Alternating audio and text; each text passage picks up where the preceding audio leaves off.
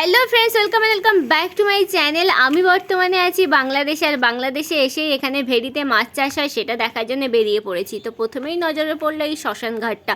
এখানে মানুষ মারা গেলে গ্রামের সব মানুষকে এখানেই পোড়ানো হয়। তো আমার চলতে চলতে জুতো ছিঁড়ে গেছে, তখন কাকাই তার পায়ের জুতোটা আমাকে খুলে দিল আর আমার জুতোটা হাতে করে নিয়ে হাঁটা শুরু করলো। আর চারিদিকের অ্যাম্বিয়েন্সটা খুব সুন্দর লাগছিল। তারপরে আমরা পৌঁছে গেলাম আমাদের গন্তব্যস্থলে। এখানে এসে দেখলাম কি এই রকম অবস্থা ঘরটার।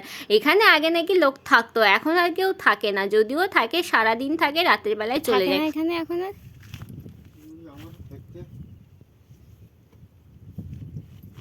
বাহ, হেভি হাওয়া এখানে। আমি তোমাদেরকে চারিদিকটা একটু উঁচু করে দেখানোর চেষ্টা করছি। দেখো, এর ভেতরে একটা খাট আছে আর আমি একটা মাদুর দেখতে পেলাম। ওর মধ্যে মনে হয় কোনো বালিশ কাঁথা কিছু আছে দিনের বেলায় থাকার জন্য, রাতেও মাঝে মধ্যে হয়তো থাকে কি জানি না আমি। আর এইটা দেখো উঠোনের মতো, অনেকটা জায়গা জুড়ে এখানে আছে, এটা উঠোনের মতনই কাজ করে। তারপরে দেখো, এই দেখো কত সুন্দর লাগছে, আর আকাশটা এত সুন্দর লাগছিল না, আমি তো পুরো আকাশের দেখে ফিদা হয়ে গেছি। তারপরে কাকাই ড্রেস চেঞ্জ করে নিয়ে জলে নেমে পড়লো মাছের ঘুনি পাতার জন্য। এটাকে ঘুনি বলে এখানে, তা আমাদের ওখানে কি বলে আমি জানি না, কারণ আমাদের এখানে তো জলই নেই। তো এখানে ঘুনি বললো তাই আমি সেটাকে ঘুনিই বলছি। তো দেখো, এখানে ছিঁড়ে গেছিলো, কাঁকড়া কেটে দিয়েছে নাকি, তাই একটু সুতো দিয়ে সেলাই করে আবার নতুন করে পাতা হলো মাছ ধরার জন্যে। আর এইটা কি, এইটা কি ওই তুলে রাখবো উপরে? তো এই ঘুনিটা আগে থেকেই জলে পাতা ছিল, তা একটা মাছ পড়েছে, যেহেতু উল্টো করে পাতা ছিল তার জন্য একটা মাছ পড়েছে। তো মাছটাকে বের করে আমি বললাম একটু দেখাও যে মাছটা কত বড়। তা কাকাই সেটা বের করার চেষ্টা করছে, আর বের করে দেখো তোমাদেরকে একটু দেখাই মাছটা কত বড়, একদম পুরো হাতের সাইজে, অনেকটাই বড় মাছ। ওজনটা আমি বলতে পারবো না, কারণ ওজনটা আমি ঠিক বুঝি না মাছের ওজনটা। তো দেখো পুরো হাতের সাইজে বড় একটা বাগদা চিংড়ি। ছেড়ে দেবা? একটা মাছ পড়েছিল বলে ছেড়ে দিয়েছি, কারণ কোনো ব্যাগ নিয়ে যাওয়া হয়নি। তো তারপরে কাকাই ঘুনিগুলো পাচ্ছিল, আর এদিকে দেখো পরিবেশটা কিন্তু হেভি লাগছিল। আর দেখো শ্যাওলাগুলো কি সুন্দর জলের উপরে ভাসছে, ন্যাচারাল অ্যাকোরিয়াম যাকে বলে। আর এর মধ্যে শুধু বাগদা চিংড়ি না, এর মধ্যে আরও অনেক চিংড়ি আছে, গলদা চিংড়ি আছে, ট্যাংরা মাছ, পার্শে মাছ, তেলাপিয়া মাছ, ভাঙন মাছ, তাছাড়াও আরও কী কী মাছ আছে আমি জানি না, তবে অনেক রকমের মাছই হয়। কিছুদিন পরে নাকি রুই মাছও হবে এর মধ্যে, মানে ছাড়া হবে।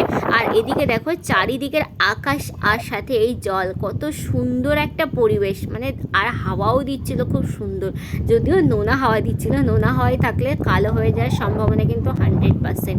তারপরেও আমি সব কিছুকে বড় করে গেছি দেখার জন্য, কারণ এই পরিবেশটা আমার খুব ভালো লেগেছে। আর আমি শুনেছি এখানে নাকি খুব হাওয়া হয়। আর দেখো আমি যেখানে দাঁড়িয়েছি এখান থেকে ওই যে গাছগুলো দেখতে পাচ্ছ ওই পর্যন্ত আমাদের ভেড়ি।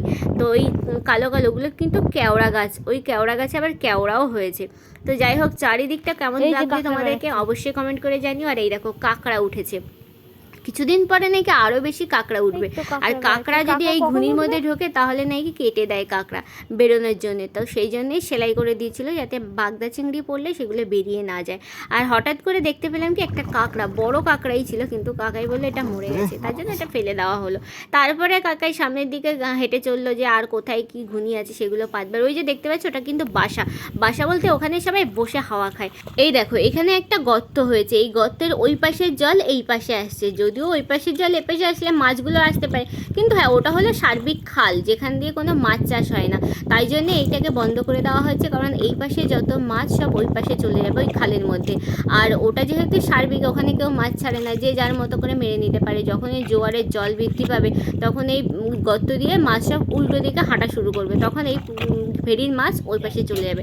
তাই জন্য কাকাই এগুলো সব বন্ধ করে দিয়েছে। আর আমরা চলতে পথে অনেকগুলো দেখেছিলাম এরকম গর্ত, প্রায় 5-7টা। গ্যাস ট্যাবলেট দিয়ে কি বন্ধ করতে হবে?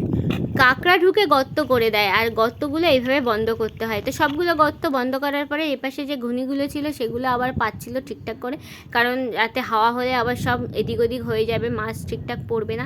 তো সেই জন্য দেখো কাকাই মন দিয়ে ওইগুলো করে যাচ্ছে, আর আমি এদিকে একটুখানি দেখছিলাম ক্যামেরায় যে কেমন লাগছে, এখানে জলটা কেমন নীল নীল মতো লাগছিল, আর আমাকে কেমন লাগছিল সেটা একটু কমেন্ট করে জানিও। তো তারপরে ঘুনি ফুনি সব পাতা হয়ে গেল। এই একটা ঘুনি দেখো, এর মধ্যে একটা মাছ পড়েছে মনে হয়, হ্যাঁ একটা বাগদা চিংড়ির মধ্যে পড়েছে, এই যে দেখো দেখতে পাচ্ছ।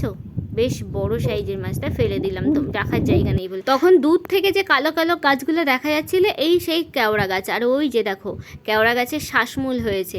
আমরা জানি কিন্তু কেওড়া, সুন্দরী, গরান এগুলোর শ্বাসমূল হয়, ঠেসমূল হয়। তো এগুলোর শ্বাসমূলগুলো খুব সুন্দর দেখা যাচ্ছে। আর এই পাশে দেখো ওরা এই ভেড়ির বাসার মধ্যে বসে খেলা করছে। আর এই যে দেখো খুব সুন্দর একটা ঘাট মতো বাঁধিয়েছে, এখানে ওরা ধোয়া ফেলা করে। এখানে রাতে মানুষ থাকে, ওই পাশটাই থাকে, আমাদের ভেড়িতে কেউ থাকে না, কিন্তু পাশের ভেড়িতে লোক থাকে। এই দেখো শ্বাসমূলগুলো কি সুন্দর উঠে উঠে রয়েছে, পা দিলেই একদম শেষ।